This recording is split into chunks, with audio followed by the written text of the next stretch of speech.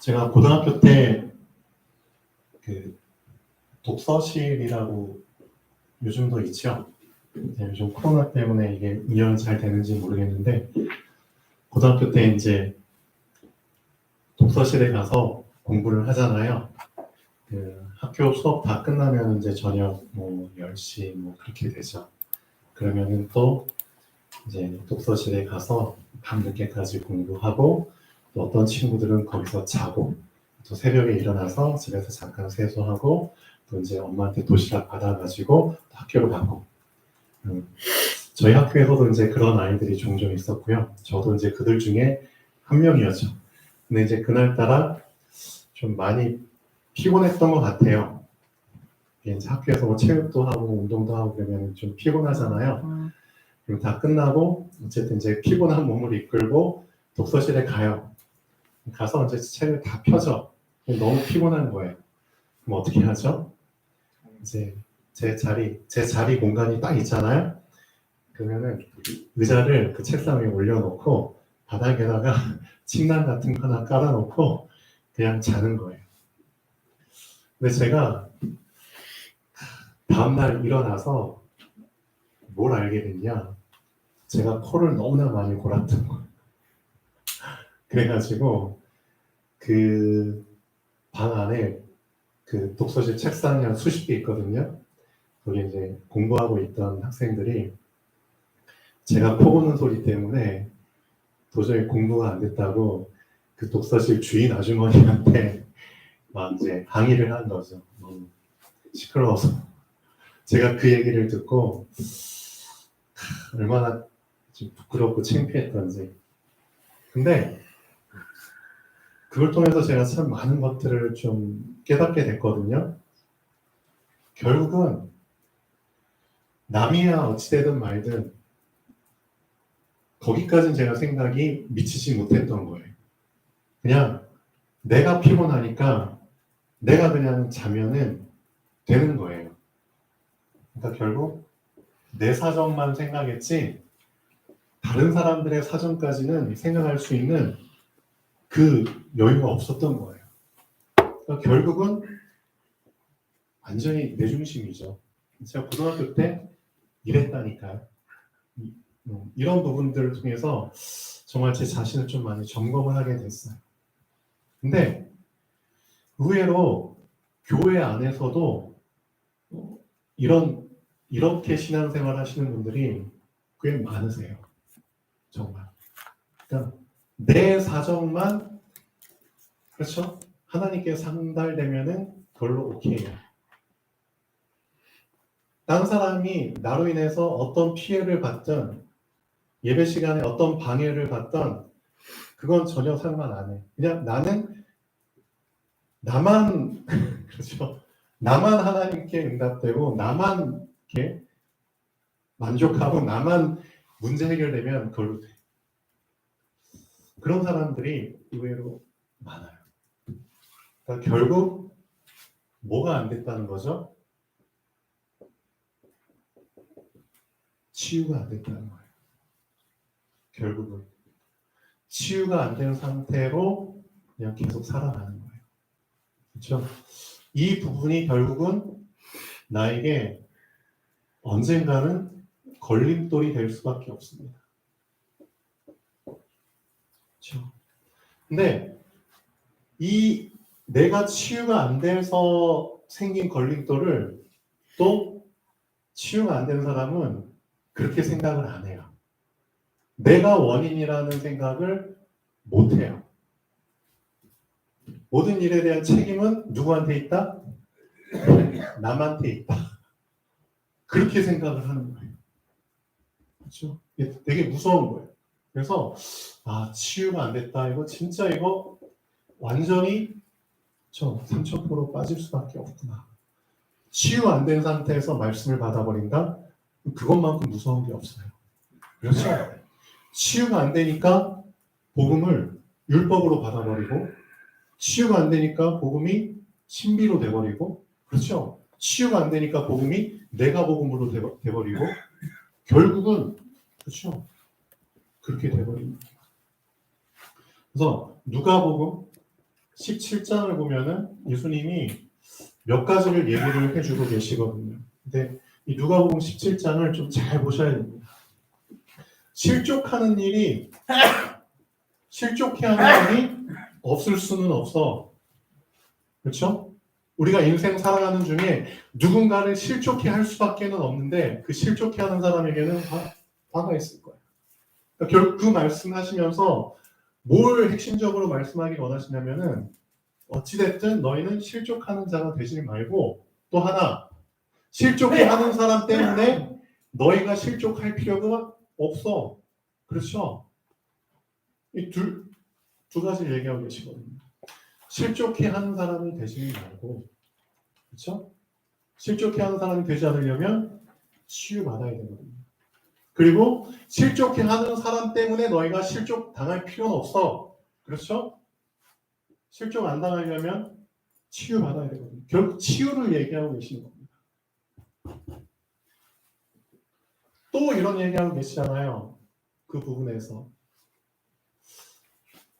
자, 어떤 얘기가 나오죠? 문둥병자 10명이 있는데 한 마을에 들어가셨는데 문둥병자 10명이 와가지고 선생님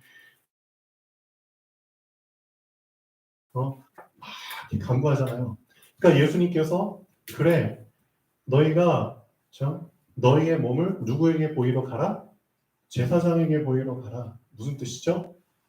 제사장에게는 왜 보이는데요? 제사장에게 보이는 이유는 병이 나았을 때 나은 걸 확인하기 위해서 보이는 거잖아요. 그러니까 이미 예수님은 병을 고쳐주신 거잖아요. 그래서 이 문둥병자 10명이 이제 가죠. 제사장한테 가는 도중에 이 사람들이 확인을 한 거예요. 뭘 확인했죠? 자기들의 몸이 나은 걸 확인한 거예요. 그래가지고 너무 기뻐. 근데 여기에서 이제 두 종류의 사람이 나오는 거죠. 결국 뭘 얘기하고 있죠?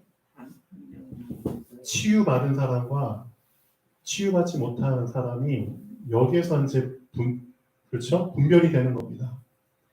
나머지 9명은 어떻게 했죠? 자기들의 몸이 나은 걸 알고 빨리 제사장한테 달려가죠.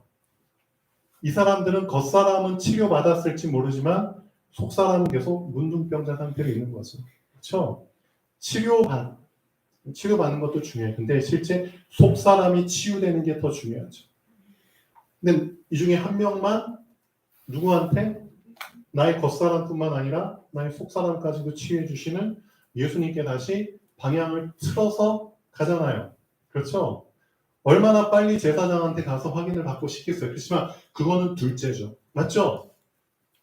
나를 병을 낫게 해주신 그분이 더 소중한 거잖아요. 그분께 가서 먼저 경배를 드리고 감사하다는 고백을 하고. 근데 예수님이 이렇게 물어보시잖아요. 너만 병 났어? 나머지도 병 났을 텐데. 근데 나머지 9명은 어디 있어? 라고 물어보죠. 나머지 9명은 어디 있느냐? 왜 너만 왔느냐? 라고 하잖아요. 그러면서 하시는 말, 네 믿음이 너를 구원하였느냐. 그렇죠? 결국 속사람의 치유, 구원, 믿음. 그렇죠? 결국은 이 사람들도 상처 속에 있는 사람들이에요. 어떻게 보면 10명 중에 9명 치유받아야 될 사람들이죠. 자, 또 하나 예를 들어서 얘기하고 있죠. 너희 중에 어떤 사람이 너한테 죄를 범했어. 죄를 범했는데 그 죄를 하루에 7번을 범했어.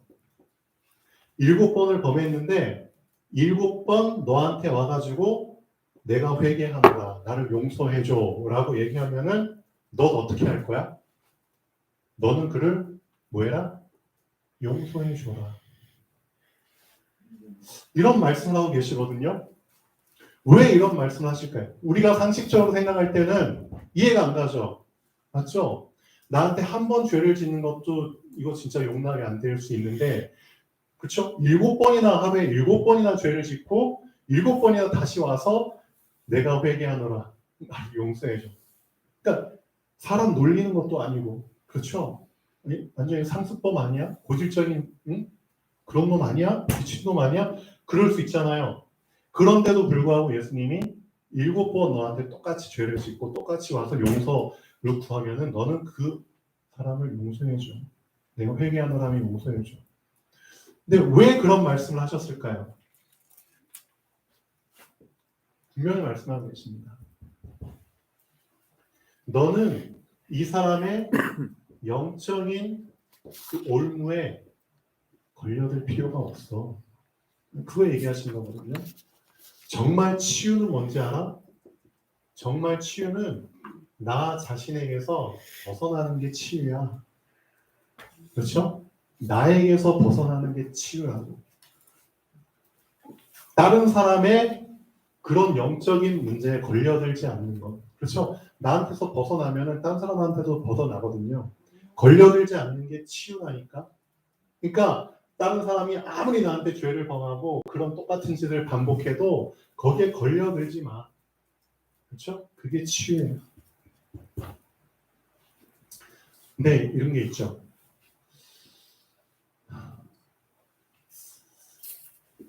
어떤 사람이 그렇죠? 말씀을 놓쳤어요. 말씀을 놓치면은 꼭 어떤 상태로 돌아가느냐? 성경에 똑같이 나오잖아요. 왜 말씀을 여러분이 붙잡아야 되냐면요. 말씀을 놓치면 분명히 누구와 끊어지죠? 하나님과 끊어집니다. 하나님과 끊어졌다. 무슨 뜻이죠? 결국은 내 틀 속에 다시 빠진다는 겁니다. 그게 위험한 겁니다. 하나님과 끊어지면은 결국은 나라는 틀 속에, 내 중심 속에, 그렇죠? 다시 빠져들게 됩니다. 옛 틀 속에 다시 들어가는 겁니다.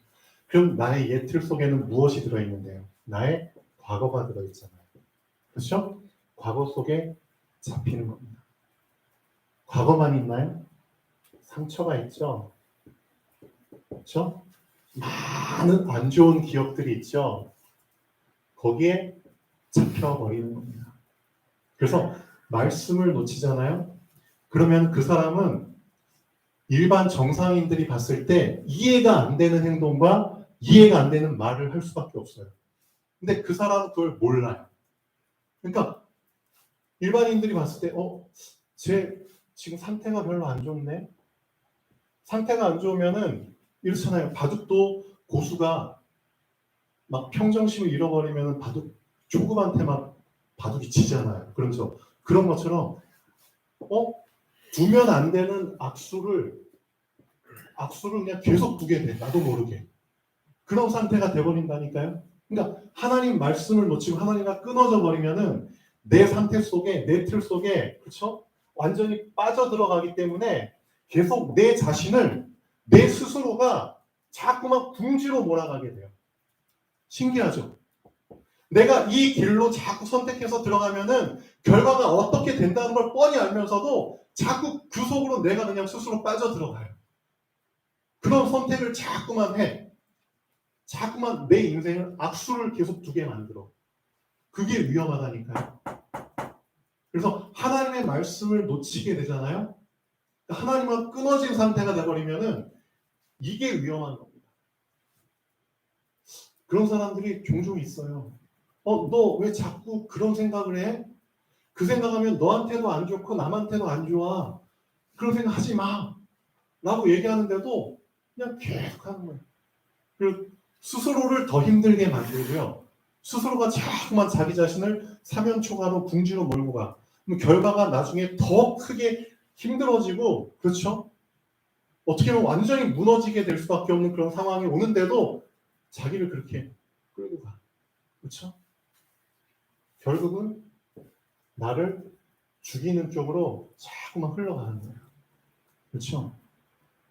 그래서 결국은 자살까지 하게 되는, 끝이 그렇게 돼버리는 그런 일들이 일어난다니까요. 그래서 말씀을 놓치게 되면은, 그렇죠? 결국은 나 자신을, 그렇죠? 내 생각을 죽이고, 내 마음을 죽이고, 내 삶을 죽이고, 결국은 내 생명을 죽이는 그쪽으로 그냥 스스로 계속 내 자신을 끌고 가는 겁니다. 그 길로 가도록 옆에서 자꾸만 부추기는 놈이 있죠. 사단이죠. 그래서 알고 계셔야 됩니다. 여러분이 분명히 하나님께서 여러분 치유하셨다고 하셨잖아요. 치유하셨다고 하셨는데 누굴 통해서? 그리스도를 통해서. 근데 이 사실이 나에게 그렇게 와 닿지가 않는 거예요. 많은 사람들이 말씀은 듣는데 메시지는 듣는데 그냥 들어요. 그냥. 실제 물어보면은 그게 그런 뜻이었어? 완전 뒷북 치는 듯한 그런 말을 많이 해요. 쉽게 말하면 포로된 자에게 자유를. 근데 이 말뜻은 그냥 이해는 되는데 실제 이게 포로된 상태였어? 한참 뒤에야. 이런 걸 포로된 상태라고 얘기하는 거였어? 그럼 내가 언제 포로된 상태로 있었네? 한참 있다 알게 돼. 한참 전에 이 메시지를 받았으면서도 한참 있다가. 그렇죠? 그 정도까지 말씀을 내 자신에게 비추지 못하고 지금 계속 받고 있는 거예요. 이게 눈먼 상태였어? 내가 완전히 눈먼 상태였네? 이게 눌린 상태였어? 나 지금 눌린지도 모르고 그냥 살았었네? 그러면서도 계속 포로된 자에게 자유를, 눈먼 자에게 다시 보게 하고 눌린 자를 자유케 하고 그 말씀을 계속 암송을 했는데 실제 내가 포로된 상태로 있었는데도 그 사실조차 내가 인식을 못하고 살았던 거예요. 완전 그렇죠? 치유가 필요한 상태죠. 그러니까 말씀을 받기는 받는데 내 마음에 아까 오전 예배 때 렘넌트 때 얘기한 것처럼 말씀이 내 마음에 부딪히질 않으니까 결국 부딪히질 않으니까 내 말씀이 되질 않는 거예요. 그러니까 결국 나는 이 귀한 완전 답의 말씀을 들으면서도 나하고는 상관없이 그냥 그렇죠? 그냥 듣는 거예요. 그렇게 말씀을 듣는데 자꾸만 딴 생각이 나. 자꾸만 잡념이 생겨. 그게 지금 포로된 상태라니까요. 여러분 지금 말씀 들으면서 지금 혹시 자꾸만 딴 생각 나세요? 말씀을 듣는데 말씀이 귀에 안 들려. 안 들려. 부딪히질 않아. 잡히질 않아. 그게 지금 눈먼 상태라니까요. 귀먼 상태라니까요. 근데 그 사실조차 모르고 그냥 앉아 계신. 얼마나 답답해요. 그렇죠? 그래서 정말 제대로 치유받아야 된다. 그렇죠? 근데 본인은 모르죠. 본인은 몰라요. 내가 얼마나 지금 망가져 있고 내가 얼마나 말씀을 듣는데 그렇죠? 그릇이 안 되어 있는지를 본인은 몰라요. 그래서 제 시간에 앉아있지도 못하죠. 그렇죠? 제 장소에 있지도 못하죠. 시간도 놓치고 장소도 놓치고 제 일 하지도 못하죠. 그렇죠? 제대로 하지도 못하죠. 그러니까 지금 이게 우리 상태라니까. 안 그래요? 이것도 제대로 못하면서 어떻게 제 시간에 있지도 못하지, 제 장소에 있지도 못하지, 제대로 일도 못하지. 이것도 안 된 상태에서 뭘 하겠다. 치유 받으셔야 됩니다. 또 하나 얘기하죠. 17장 나중에 한번 읽어보십시오. 너희 중에 종이 있다고 치자. 종. 어떤 종? 너희가 이제 부려먹을 수 있는 종이 있다고 쳐. 근데 그 종에게 밭을 갈게 하고, 그렇죠? 소, 짐승들 양육하게 하고, 이렇게. 그런 거 다 하고 왔어. 열심히 일해. 그럼 저녁에 왔어. 그럼 그 종한테 너희가 수고했으니까 와서 앉아서 먹어. 라고 얘기할 수 있는 주인이 있겠느냐? 아니다. 난 그렇게 생각 안 한다. 오히려 저녁이 됐으니까 너는 밭에 가서 일하다 열심히 왔지만 지금 저녁 시간 내가 저녁 먹어야 되니까 너는 내 저녁 준비해. 그리고 내가 먹는 동안 넌 띠를 띠고 항상 스탠바이 상태로 있어. 내가 물 갖다 달라면 물 갖다 주고 필요한 거 갖다 달라고. 그러니까 너는 그 시간에도 띠를 띠고 있어.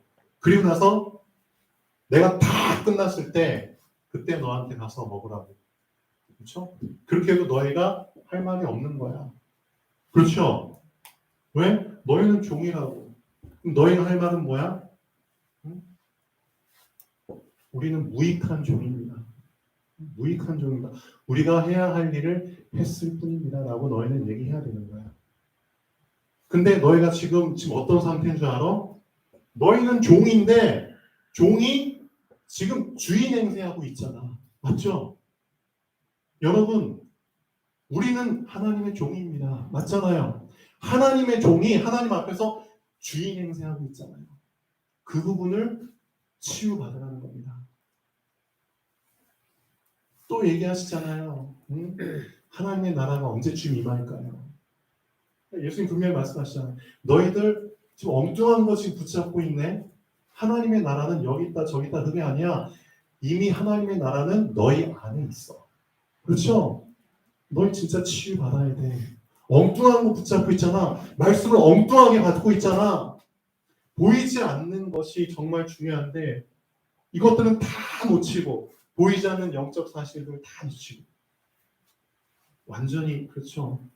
보이는 것 거기에 잡혀가지고 다 놓치고 있잖아. 너희들 치료받는 게 중요한 게 아니야. 겉사람 치료받는 게 중요한 게 아니야. 너희 속사람이 치유돼야 돼. 그렇죠? 이거 얘기하고 있거든요. 응? 너 자신의 틀을 너 자신에게서 빨리 빠져나와야지. 지금 그거 얘기하고 계시거든요. 그래서 오늘 말씀도 사실은 잘 보십시오. 지난주 제목하고 비슷하죠? 지난주 말씀 제목이 뭐였죠? 내 주께 은혜를 입으려 함이니까. 근데 오늘 말씀 제목도 비슷해요. 나로 내 주께 은혜를 얻게 하소서. 말은 비슷한데 전혀 다른 의미가 들어있는 말입니다. 지난주에 그 제목 속에는 어떤 의미가 들어있죠? 오늘 말씀 제목 속에는 어떤 의미가 들어있죠? 지난주 제목 속에는 야곱이 우선 살아야 되잖아요. 목숨을 구걸하기 위해서, 목숨을 보장받기 위해서 그런 말을 한 거잖아요. 에서한테. 근데 오늘 제목은 뭔지 아세요? 이제 목숨 보장 받았잖아. 이제 껴안고 뽀뽀하고 했으니까 이제는 오케이 된 거잖아요. 어떻게 보면 인성으로 따졌을 땐 제가 봤을 때는 야곱보다 에서가 훨씬 나은 것 같아요. 진짜 400명 이끌고 와서 이제 다 풀고 이제 뭐 해주겠다는 거죠? 보니까 에서가 이르되 우리가 떠나자. 내가 너와 뭐하리라? 동행하리라. 사랑하는 동생이 20년 만에 만났는데 그렇죠? 가족들과 그 종들과 그 가축들 보호해줘야 되잖아요. 그러니까 400명 이끌고 내가 너와 동행하겠다. 가는 길까지. 완전히 형으로서 얼마나 멋있어요. 시원하고. 그렇죠? 근데 누가 거부하는 거예요? 동생이 거부하는 거잖아요. 그러니까 형이 마지못해서 너 여기 초행길이잖아. 주변에 많은 그렇죠 다른 사람들 막 해코지 할 수도 있으니까 내가 내 종 몇 명이라도 너한테 남겨놓을게 라고까지 얘기했는데 그것까지 거절하잖아요. 그러면서 하는 말 나로 내 주께 은혜를 얻게 하소서. 뭔 말이에요? 이는 자기가 목숨 이제 보장 받았으니까 이제 내 식대로 하겠다는 거지. 건들지 말라는 거지. 완전히 사람이 화장실 들어가기 전과 나왔을 때 말이 다른 것처럼 야곱이 그런 똑같죠. 우리도 그런 부분이 치유받아야 된다니까. 완전 나중심이잖아요. 살기 위해서 간이라도 빼줄 듯이 얘기했다가 이제 보장받으니까 이제는 그런 부분이 치유돼야 된다니까요. 진짜. 하나님 앞에서 그런 식으로 신앙생활 한다니까요. 우리가. 딱 보니까 문제 해결받기 위해서 뭐 간이라도 빼줄 듯이 하나님께 막 엎드리고 막 했다가 문제 해결되잖아요. 나 몰라라면서 다시 또 예전의 삶으로 돌아가. 그렇죠? 문제 해결받기 위해서 완전히 40일 작정 기도하다가 해결되면은 이제는 새벽 기도 안 보여요. 그런 놈이라니까요, 우리가. 치유 받으셔야죠. 진짜 그러니까 육에 속한 자, 육의 중심으로 신앙생활하니까 그러잖아요. 안 그래요? 나로 내 주께 은혜를 얻게 하소서. 에서는 이 말을 어떻게 받아들였을까요? 참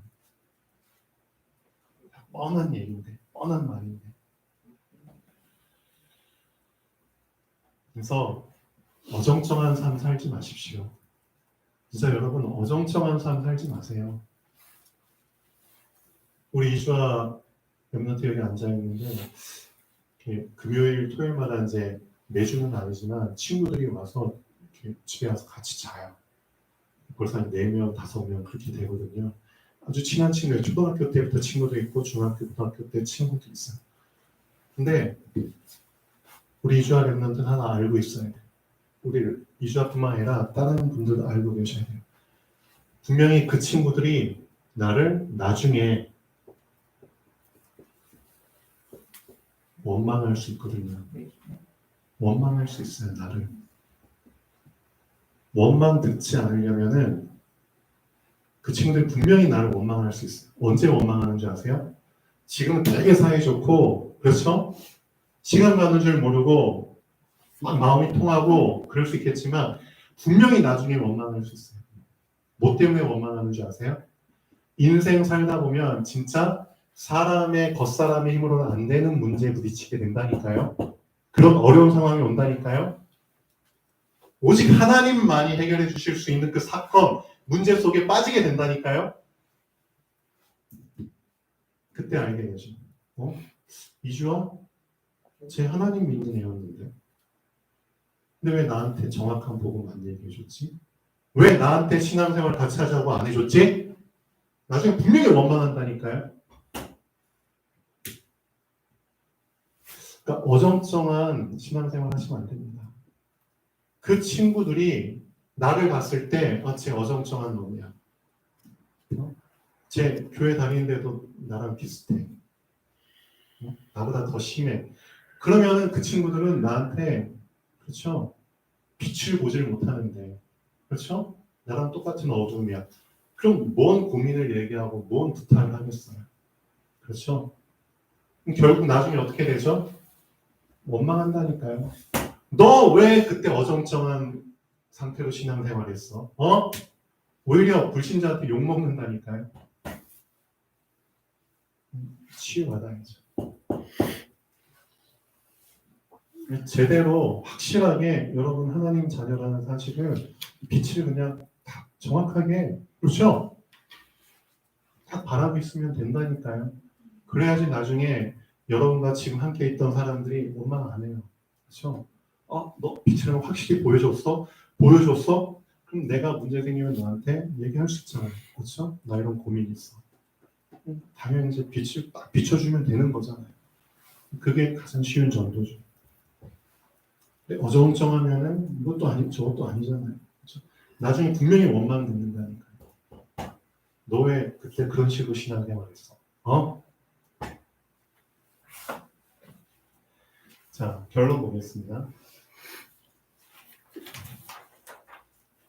야곱이 에서를 만났을 때 절을 하며 내 주께 은혜를 이루려 함입니다. 와 에서와 포옹을 하고 자 에서가 있는 세일 땅을 향하여 출발하기 전에 나로 내 주께 은혜를 얻게 하소서는 같은 표현이지만 전혀 다른 뜻이 담겨 있습니다.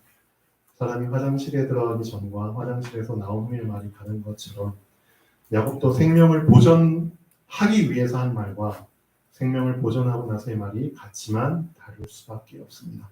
결국은 내 생명을 보존하기 위해서 하나님께 의지하고 사람에게 의지하는 것입니다. 그 수준으로 신앙생활을 한다니까요. 생명을 보존받은 이후에는 또 본래의 모습인 나 중심으로 돌아가게 되어 있습니다. 결국 창세기 3장 해결 안 된 거죠.